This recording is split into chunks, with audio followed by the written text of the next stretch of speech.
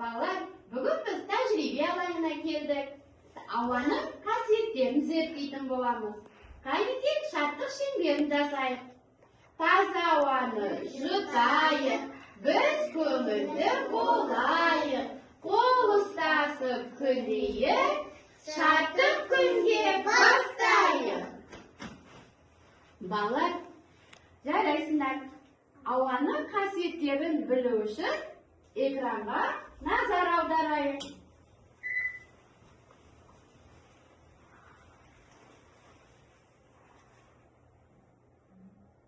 Ал мен Диас, мен де дәрігермін. Бүгін сендерге ауа туралы айтып беретін боламыз. Ауа көзге көрінбейтін, бірақ дем алу үшін өте маңызды зат. Біз ауамен тыныс аламыз. Тыныс алмасақ өзімізді жаман сезінеміз.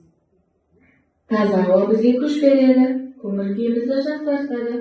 Дана, білесің бе, ауаның бірнеше түрі бар. Мен бірнешеуін айтайын. Таза ауа, орманда, далада дем алғанда пайдалы.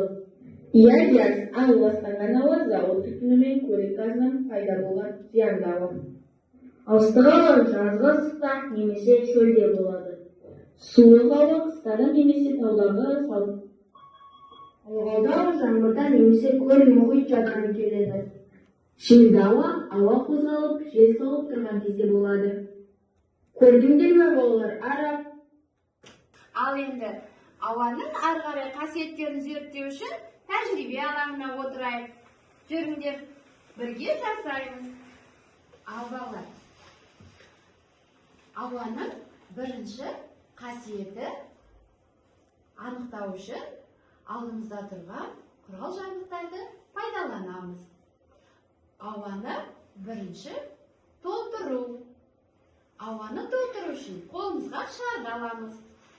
Енді шарды үрлейміз.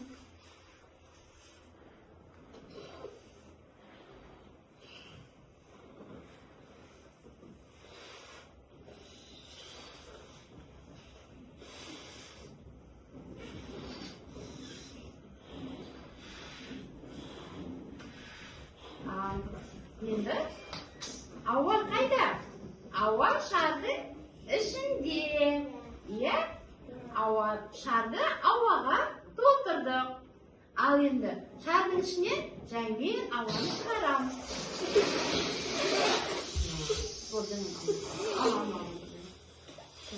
Ал шарды орнына қоямыз.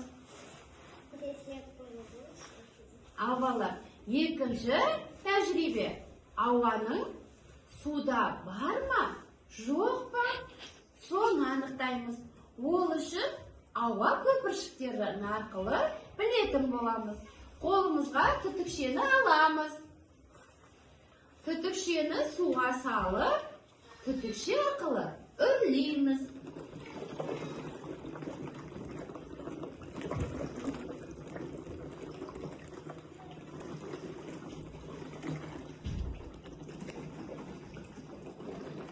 Ал балалар, үрлеген кезде не пайда болды?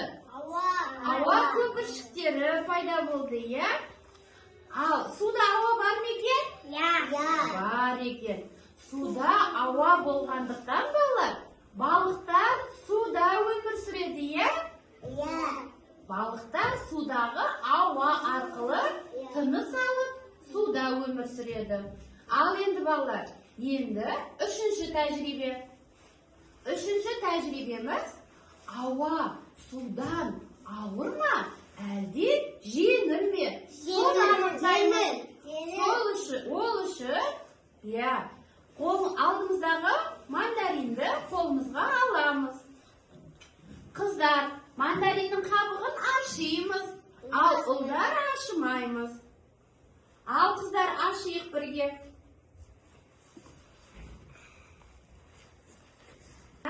Ашыған мандаринді суға саламыз. Ашылмаған мандаринді де суға саламыз. Кәнекей.